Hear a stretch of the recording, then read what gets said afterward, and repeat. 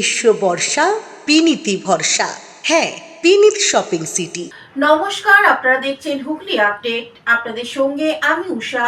আসছি খবরে। অবাক করা এক চুরির ঘটনা ঘটল চুচুড়া মোগলপুরা এলাকায়। চুরি করতে এসে লেপমুড়ি দিয়ে ঘুমিয়ে পড়ল চোর। চুচুড়া পৌরসভার অন্তর্গত মোগলপুরা এলাকায় ঘটল চাঞ্চল্যকর ও অবাক করা এক ঘটনা। দীর্ঘদিন ধরে বন্ধ থাকা একটি পুরনো বাড়িতে চুরি করতে এসে দুই চোরের একজন ঘরের ভেতর লেপমুড়ি দিয়ে নাক ডেকে ঘুমোতে শুরু করে। বাড়ির আশেপাশের বাসিন্দাদের সন্দেহ হওয়ায় চোখে পড়ে চোরের ঘুমন্ত অবস্থা।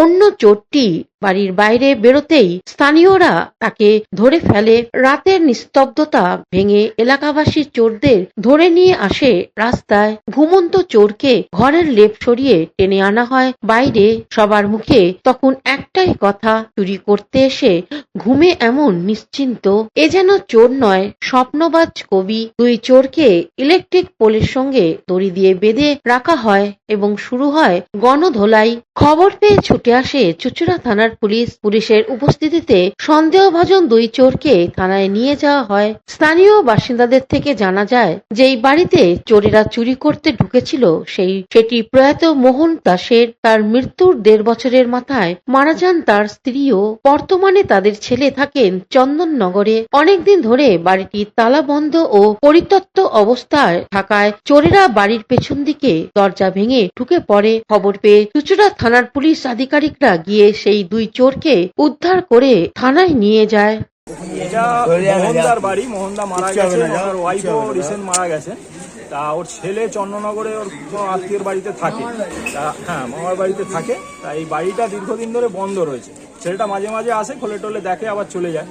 তা এরা দুজন বলছে, ছেলেটা যে ধরা পড়েছে, এরা দুজন বলছে এখান থেকে ভেঙে ঢুকেছে, তলা থেকে ঘর ঢুকে আবার ঘর ভেঙেছে, উপরের আলমারি ভেঙেছে, সব কিছু তছনছ করেছে।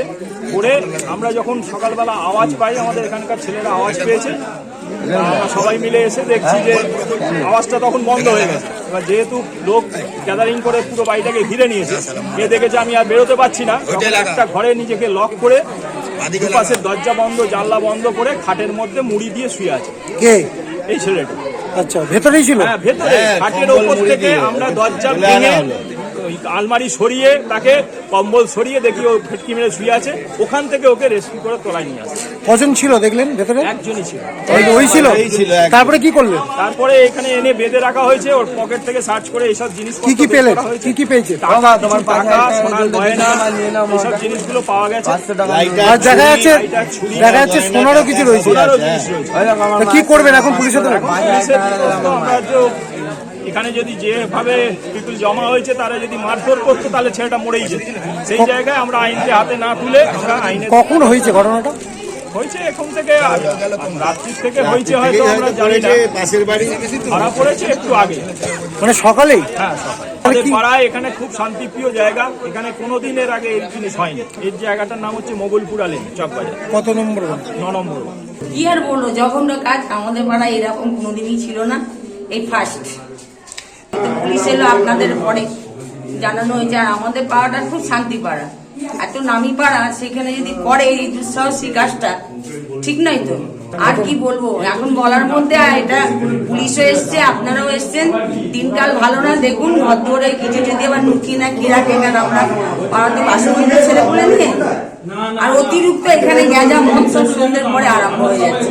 হুগলি থেকে চন্দনা দত্ত ও অভিষেক গুপ্তার রিপোর্ট, হুগলি আপডেট। বাঁশবেড়িয়া হংসেশ্বরী ঘাটে নিখোঁজ হলো এক ব্যক্তি। ঘটনাস্থলে ডুবুরি। নদীর স্রোতে ভেসে গেলেন এক বৃদ্ধ।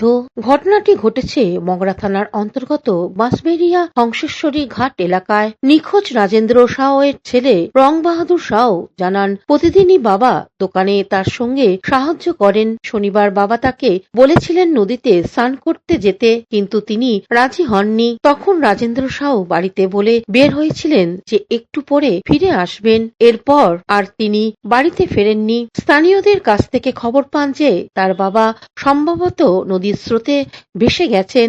তারপরেই তিনি বাঁশবেড়িয়া পুলিশ ফাঁড়িতে বিষয়টি জানান। মগরা থানার ওসি ইন্সপেক্টর দীপঙ্কর সরকারের নির্দেশে ফাঁড়ির ইনচার্জ সুজিত রায়ের নেতৃত্বে উদ্ধার অভিযান শুরু হয়েছে এবং এখনো তল্লাশি জারি রয়েছে। पापा का ब्रेन का प्रॉब्लम था, तो मैंने सुबह से का माथा दर्द कर रहा था। बोल रहे थे कि हम गंगा जी जाएंगे नहाने, तो हम बोले कि नहीं जाना होगा। तो बोले दवा है, तो उनको दवा भी मैंने जो खाते हुए दवा भी दी है। उसके बाद बोले कि 2 बार हमका गमछा छीन कर रखे। मैंने सुबह में घर में ही सोए थे, 2 बजे खाना भी खाएँ। हम बोले अभी खाना हम नहीं खाएंगे, बाद में खाएंगे। 2-3 बजे दुकान खोल के मैंने जिस तरह हम डेली मैंने अपना दुकान खोलते थे, वो बैठते थे आते थे, उसी तरह हम लोग अपना काम करते थे। तो 3 बजे मैंने बच्ची को, मेरे दोनों बच्ची को पैसा बोले पैसा लो। इसके बाद पैसा देने बाद में बोले हम बाहर में बैठे हैं, बाहर में दुकान के पास बैठे हैं। और थोड़ा भी लेट होता था तो बोलते थे कि पापा नहीं उठे हैं, 10-15 मिनट लेट होने तो पापा को बोला जगह दुकान खोलने के लिए। कल तो कुछ बोलते नहीं थे, मेरे को उनसे कुछ ये है नहीं, मैंने कोई झूठ झमेला कुछ भी नहीं है, चाहे बोले चाहे कोई भी कुछ नहीं है। लेकिन अचानक उनका माथा का प्रॉब्लम है। कल के जब कल घर से कल गए, तो जब यहाँ से गंगा में आए तो जो देखे लोग, वो हमको जाके 3:30 बजे के बाद जाकर हमको बोले, तो हम वहाँ से घर से आए। क्या नाम है पिताजी का? पिताजी का नाम राजेंद्र साहब। क्या कर दुकान में बैठे थे आपके साथ? दुकान ही में हमारे से माने रहते थे, जब मामा के पास जाके घर में बैठे। হুগলি থেকে পানুপালের সঙ্গে চন্দনাথ দত্তের রিপোর্ট, হুগলি আপডেট। এআই দিয়ে মেয়েদের ছবি বিকৃত করার অভিযোগে এক যুবককে প্রকাশ্যে মারধর করে পুলিশের দেয়া হলো কোন্নগরে। এআই দিয়ে মেয়েদের ছবি বিকৃত করার অভিযোগ যুবককে প্রকাশ্যে জুতোপেটা করে পুলিশের দিল মেয়েরাই। কোন্নগর কানাইপুর বাসাই অটো স্ট্যান্ড এলাকায় মুদিখানা দোকান রয়েছে। প্রান্ত রায় নামে ওই যুবকের, সেই দোকানেই জেরক্সও করা হয়। অভিযোগ, যারা সেই দোকানে যেতেন তাদের ছবি রেখে দিতেন অভিযুক্ত। এরপর ওই ছবি দিয়ে আপত্তিকর ছবি বানানো হতো। অভিযুক্তের একাধিক সমাজ মাধ্যমের অ্যাকাউন্ট রয়েছে, সেখান থেকে এই বিষয়টি জানতে পারেন ওই যুবকের এক সময়ের সহপাঠীরা। বিভিন্ন সমাজ মাধ্যমেও আপত্তিকর সেই ছবি দেওয়া হয় বলেও অভিযোগ, এবং 8 থেকে 80 সবাই ছিল তার টার্গেট। বিষয়টি জানাজানি হতেই একদল যুবতী অভিযুক্ত যুবককে জুতোপেটা করতে করতে স্থানীয় কানাইপুর পুলিশ ফাঁড়িতে নিয়ে যান। এই বিষয়ে এক যুবতী জানান, ওর নাম হচ্ছে প্রান্ত রয়। আমরা হচ্ছে কি একসাথে পড়ার ব্যাচে ফ্রেন্ড, স্কুল ফ্রেন্ড ছিলাম না, আমি দাদার ব্যাচে একসাথে পড়তে যেতাম। তাই ইদানিং আমাদের একটা ট্রিপ প্ল্যান হয়েছিল 16 তারিখ থেকে। আমরা 16 তারিখে গেছিলাম, আজকেই জাস্ট বেরিয়েছি।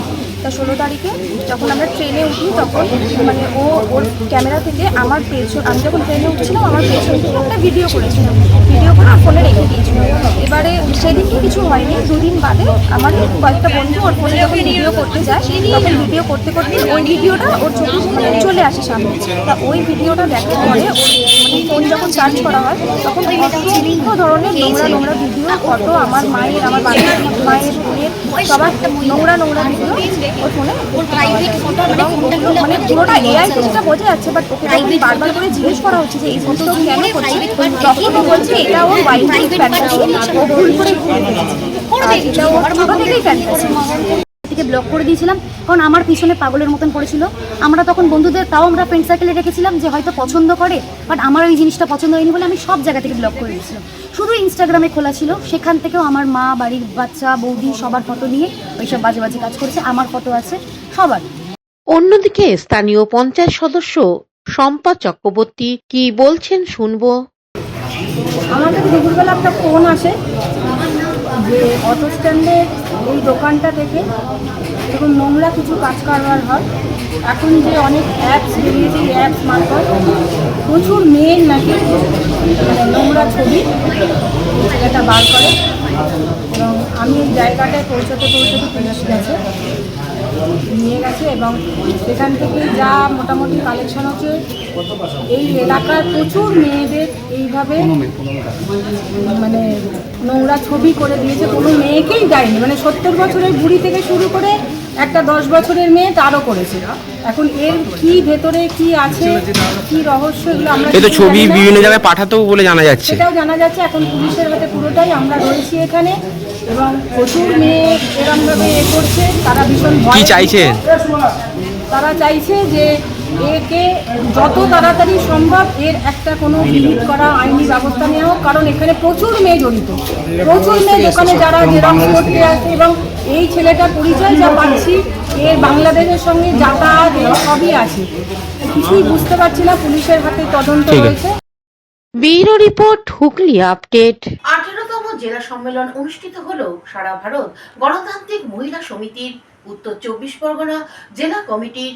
সারা ভারত গণতান্ত্রিক মহিলা সমিতির উত্তর 24 পরগনা জেলার কমিটি 18তম জেলা সম্মেলন খড়দা ও রবীন্দ্র ভবন বিটি রোডে প্রকাশ্য সমাবেশ। প্রধান বক্তা মীনাক্ষী মুখার্জি। বিধাননগরে আধার কার্ড, বিএলও অসুস্থ হওয়া, এসআইআর, পর্দায় তৃণমূলের গন্ডগোল নিয়ে বিভিন্ন বিষয় নিয়ে প্রধান বক্তা মীনাক্ষী মুখার্জি কি জানাচ্ছেন শুনবো। এই পরিস্থিতিতে নয়, এই আমাদের এই সংগঠনটা একটি গণসংগঠন, তার নির্দিষ্ট গঠনতন্ত্র আছে, কর্মসূচি আছে, কনস্টিটিউশন আছে। নির্দিষ্ট সময় অন্তর আমাদেরকে আমাদের কমিটির পর্যালোচনা করতে হয়, আবার আগামী দিনের জন্য নতুন কমিটি গঠন করতে হয়, নির্বাচিত করতে হয়।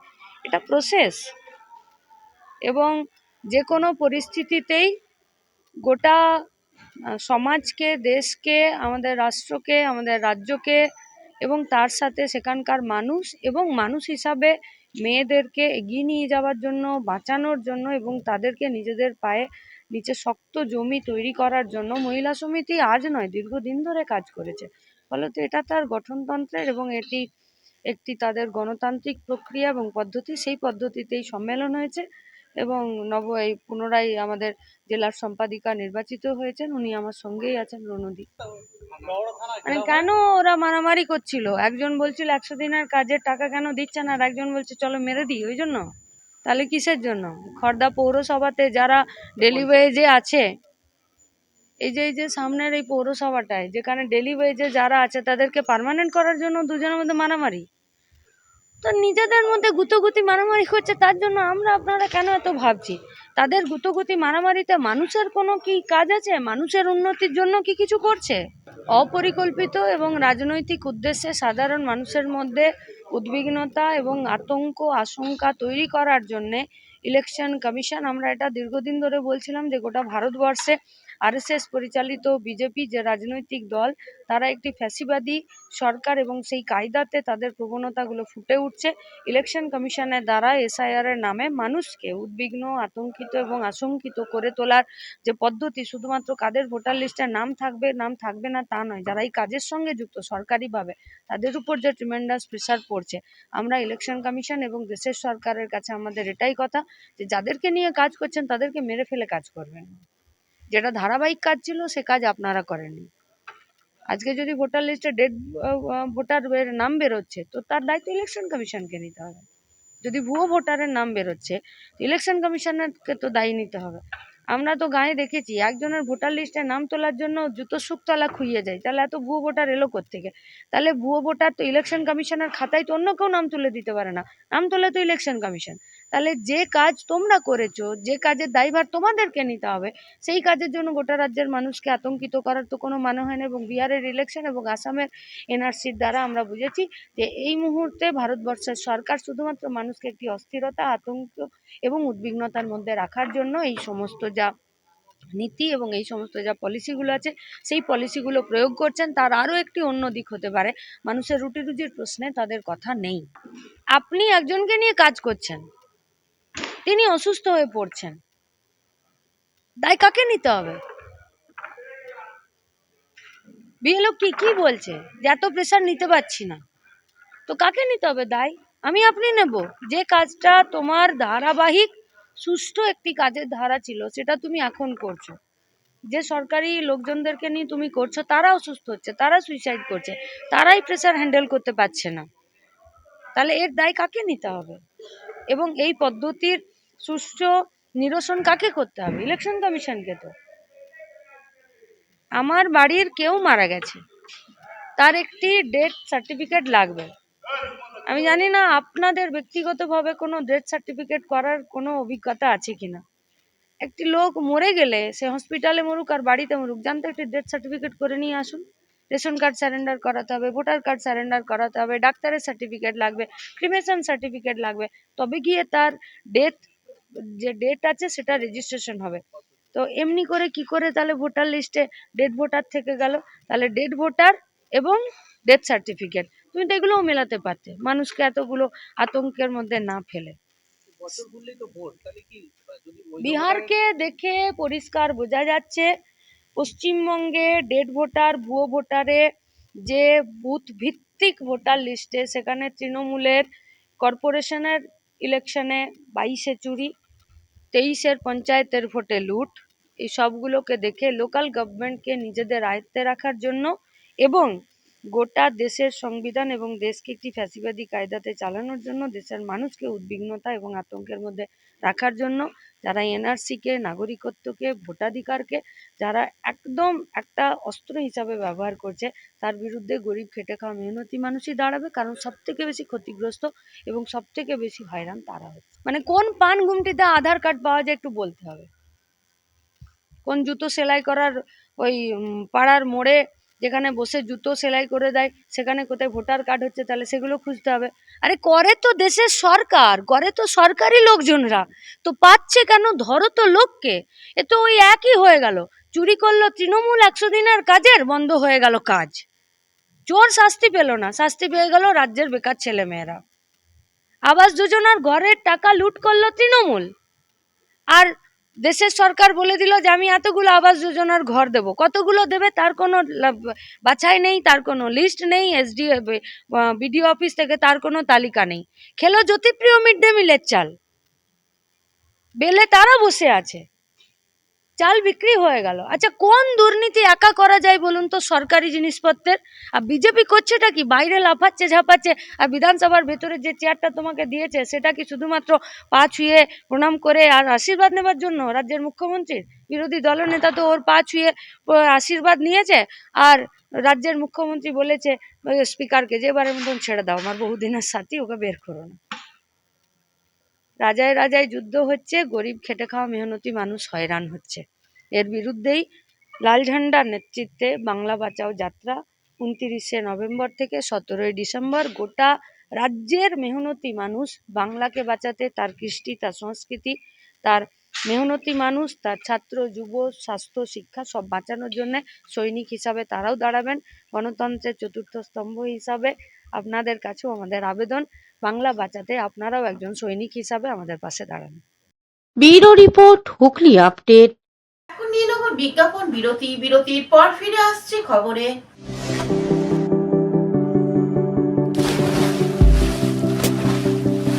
Fasten your seatbelts as you take a tour around your marine wonderland.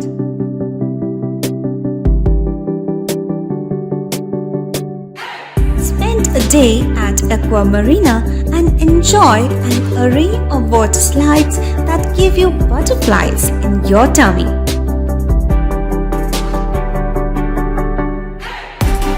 Aqua Marina is a holistic weekend destination for friends, family, and couples and offers magic to soothe your body, mind, and soul.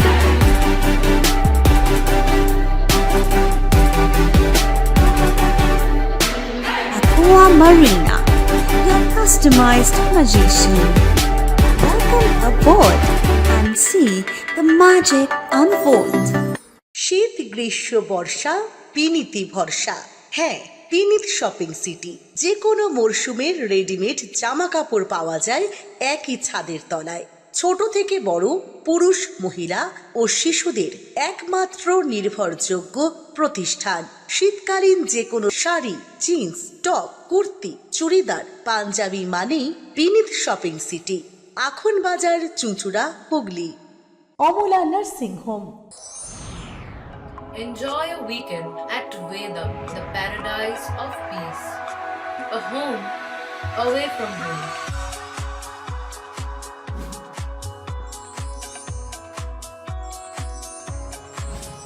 See yourself resonating with the nature. Vedam welcomes you to create your best memories. বিরতির পর ফিরে এলাম খবরে। SIR মৃত্যু নিয়ে মিথ্যাচার করছেন মমতা ব্যানার্জি, বললেন অর্জুন সিং। বিহারে বিপুল জয়ের পর বাংলার ঘর গোছাতে চাইছে বিজেপি। ব্যারাকপুর শিল্পাঞ্চলের বিভিন্ন বিধানসভায় ইতিমধ্যেই মহা মিছিলের ডাক দিয়েছে ব্যারাকপুর সংগঠন জেলা বিজেপি নেতৃত্ব। জগদ্দলে মেঘনা মোড় থেকে ভাটপাড়া মোড় পর্যন্ত সুবিশাল মিছিলের আয়োজন করা হয়েছে। সেখানে উপস্থিত হয়েছিলেন ব্যারাকপুরের প্রাক্তন সাংসদ অর্জুন সিং, ব্যারাকপুর সাংগঠনিক জেলা বিজেপির সভাপতি তাপস ঘোষ, বিজেপি নেতা প্রিয়াঙ্কু পান্ডে ও অন্যান্য নেতৃত্ব বৃন্দ। মিছিলের নেতৃত্ব দিয়ে বিজেপি নেতা অর্জুন সিং এ বিষয়ে কি বলছেন শুনবো। এসআইআর হচ্ছে তার সমর্থনে বিহার ইলেকশনে ব্যাপক আমাদের যে জিত হয়েছে, এনডিএ জিতেছে, গভর্নমেন্ট হয়েছে ওখানে। আর পশ্চিমবাংলা পরিবর্তন যাতে 2026 হয় তার জন্যে মানুষের কাছে আমরা আজকে নিজের শক্তি ক্ষমতা প্রদর্শন করছি, যাতে আমরা আছি আপনাদের পাশে। তৃণমূলে অত্যাচার, তৃণমূলে গুন্ডামি, তৃণমূলে রাজধানী, তৃণমূলে পুলিশিয়া রাজ, যে একটা মিথ্যা অপবাদ বিএলও নাকি মারা যাচ্ছে, অমুক নাকি মারা যাচ্ছেন, যারা অনুপ্রবেশকারী রোহিঙ্গা পাকিস্তানি মুসলমান আছে তাদের ভারতবর্ষে কোনো জায়গা নেই। আর যারা এই দেশের রাষ্ট্রবাদী আছে তাদের কোনো সমস্যা নেই। বা যারা বাংলাদেশ থেকে যে হিন্দুরা সনাতনীরা এসছেন, যারা ভারতবর্ষের মধ্যে আছেন, তাদেরকে ভারতবর্ষে আমরা নাগরিকতাও দেব সিএ মাধ্যমে। এই যত মিথ্যা প্রচার এই সরকার মমতা ব্যানার্জি করছেন, তার প্রতিবাদেই আমাদের একজুট হয়ে মানুষের কাছে আমরা আমাদের কথা তোলার। মমতা ব্যানার্জি ভয় পেয়েছেন। মমতা ব্যানার্জি এখন বুঝতে পারছেন যে পশ্চিমবাংলা মমতা ব্যানার্জি আর ক্ষমতা থাকতে পারবেন না, তাই জন্য এই ভয় পাচ্ছেন। কেন উনি তো শাসন করেননি, উনি ভোগ করেছেন, বাংলায় ক্ষমতা ভোগ করেছেন, তার জন্য আজকে উনি ভয় পাচ্ছেন। বিহারে প্রতিফলন দেখা যাবে কি বিহারে প্রতিফলন নিশ্চিতভাবে বাংলা দেখা যাবে। আগামী দিন আপনারা এটা অনুভব করবেন। পশ্চিমবাংলা আপনি টুইট করেছেন পুলিশ চাইছে যে ভোট চাইছে মমতা বন্দ্যোপাধ্যায়ের হয়ে পুলিশের মঞ্চ থেকে। পুলিশের একটা ওই শান্তনু সিনহা আছে, মমতা ব্যানার্জি সব টাকা কালেকশন করে, সে পুলিশের কে মিটিংয়ে পুলিশ ওয়েলফেয়ারের নামে সে মিটিং করে বলছে কি আমাদের 2026-এ নাকি পুলিশ মমতা ব্যানার্জিকে ক্ষমতায় আনবে, তার জন্য আবদার করছে পুলিশের কাছে। আপনাদের অভিযোগের ভিত্তিতে নির্বাচন কমিশন যাচাই করে বেশ কয়েকজন বিএলওকে শোকজা করেছে, তারপরেও দেখা যাচ্ছে তৃণমূলের প্রতিনিধি নির্বাচন কমিশনের কাছে তৃণমূল কে অসন্তুষ্ট আছে সন্তুষ্ট আছে তাতে আমাদের কিছু যায় আসে। আমাদের হলো স্বচ্ছভাবে যারা মারা গেছেন, যারা এখানে থাকেন না, ডাবল ভোটার ট্রিপল ভোটার আছেন, তাদের যাতে বাদ হয়ে রোহিঙ্গা মুসলমান, পাকিস্তানি মুসলমান, বাংলাদেশি মুসলমান তাদের বাদ করা যায়।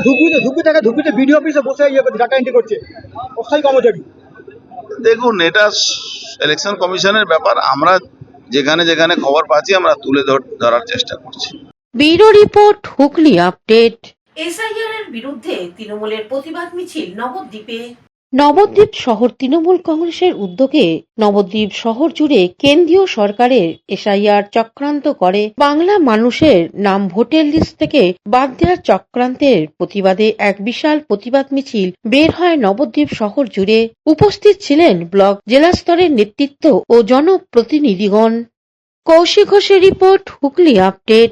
স্বাস্থ্য এখন দুয়ারে। চুঁচুড়ার প্রিয়নগরে ভ্রাম্যমাণ হাসপাতাল উদ্বোধন হলো আজ। মুখ্যমন্ত্রী মমতা ব্যানার্জির অনুপ্রেরণায় এবং স্বাস্থ্য দপ্তরের উদ্যোগে প্রত্যন্ত গ্রামের মানুষদের দোরগোড়ায় হাসপাতালের সমস্ত আধুনিক স্বাস্থ্য পরিষেবা পৌঁছে দিতে শুরু হয়েছে ভ্রাম্যমাণ স্বাস্থ্য পরিষেবা গাড়ি। সপ্তাহে প্রথম দিন সোমবার চুঁচুড়া বিধানসভার অন্তর্গত কোদালিয়া 1 নম্বর গ্রাম পঞ্চায়েতের প্রিয়নগর হেলথ সেন্টারে এই স্বাস্থ্য পরিষেবা গাড়ি ক্যাম্পের শুভ সূচনা অনুষ্ঠিত হয়। উদ্বোধনী অনুষ্ঠানে প্রধান অতিথি ও উদ্বোধক হিসেবে উপস্থিত ছিলেন চুঁচুড়ার বিধায়ক অসিত মজুমদার, চুঁচুড়া মংরা ব্লক পঞ্চায়েত সমিতির সভাপতি শুক্লা চ্যাটার্জি, কোদালিয়া 1 নম্বর গ্রাম পঞ্চায়েতের উপপ্রধান দেবাশিস চক্রবর্তী, ব্লক স্বাস্থ্য বিভাগের BMOH ডাক্তার শুভদীপ চক্রবর্তী সহ প্রধানবৃন্দ, স্বাস্থ্যকর্মী, আশাকর্মী এবং স্থানীয় গণ্যমান্য ব্যক্তিবর্গ। এ বিষয়ে চুঁচুড়ার বিধায়ক অসিত মজুমদার কি জানাচ্ছেন শুনবো। দেখুন, মাননীয় মুখ্যমন্ত্রী এবং স্বাস্থ্য দপ্তরেরও তিনি দায়িত্বে আছেন। স্বাস্থ্য ব্যবস্থায় তিনি একটা নবযুগের সূচনা করলেন, ভ্রাম্যমাণ চিকিৎসা কেন্দ্র। এই যে গাড়িটা দেখছেন, এখানে আমার চুঁচুড়া ব্লকের সভাপতি আছেন এবং এই ব্লকের স্বাস্থ্য পরিষেবার যিনি প্রধান, ব্লকের স্বাস্থ্য অধিকর্তা, তিনি এখানে আছেন উপস্থিত। আমাদের প্রধান, উপপ্রধান কোদালিয়া 1-এর এবং আমাদের ডিপার্টমেন্টের যারা আধিকারিক আছেন স্বাস্থ্য দপ্তরের, তারাও আছেন। এই যে গাড়িটা দেখছেন, এই গাড়ির মধ্যে সমস্ত রকম অত্যাধুনিক চিকিৎসার ব্যবস্থা রয়েছে। ECG থেকে আরম্ভ করে, ব্লাড টেস্ট থেকে আরম্ভ করে, অক্সিজেন থেকে আরম্ভ করে, লেবুলাইজেশন থেকে আরম্ভ করে সমস্ত কিছু আছে। মাননীয় মুখ্যমন্ত্রী মমতা বন্দ্যোপাধ্যায় চান প্রত্যন্ত গ্রামে, যেখানে আমাদের স্বাস্থ্যকেন্দ্র থাকা সত্ত্বেও বহু মানুষ এই অত্যাধুনিক সুবিধা পাচ্ছে না, সেখানে এই ভ্রাম্যমাণ চিকিৎসা কেন্দ্র, এটা 190 আমার চুঁচুড়া বিধানসভার পক্ষ থেকে এটা দেয়া হয়েছে। এরকম বিভিন্ন বিধানসভায়, সপ্তগ্রাম আছে, ধনিয়াখালী আছে, হরিপাল আছে, সিঙ্গুর আছে, সেখানে বিধানসভা ওয়াইজ এই গাড়ি দেয়া হচ্ছে। এবং বিধানসভায় যে সমস্ত পঞ্চায়েতগুলো আছে সেখানে এটা রুটিং করে সপ্তাহে ঘুরবে এই গাড়ি, সাধারণ মানুষের, গরিব মানুষের সুবিধার্থে। আমরা মাননীয় মুখ্যমন্ত্রী মমতা বন্দ্যোপাধ্যায়কে ধন্যবাদ জানাই 190 বিধানসভার পক্ষ থেকে, এবং বিশ্বাস করি তিনি গরিব মানুষের স্বাস্থ্য পরিষেবার ক্ষেত্রে যে দিগন্তকারী এই ভ্রাম্যমাণ চিকিৎসা কেন্দ্র ওপেন করলেন, এটা মানুষ মনে রাখবে এবং গরিব মানুষের উপকার হবে। এটা কি 365 দিনই ঘুরবে? এটা BMOH সাহেব রুটিন করবেন, রোববারগুলো ছুটির দিনগুলো বাদ দিয়ে সাধারণ দিনগুলো ঘুরবে।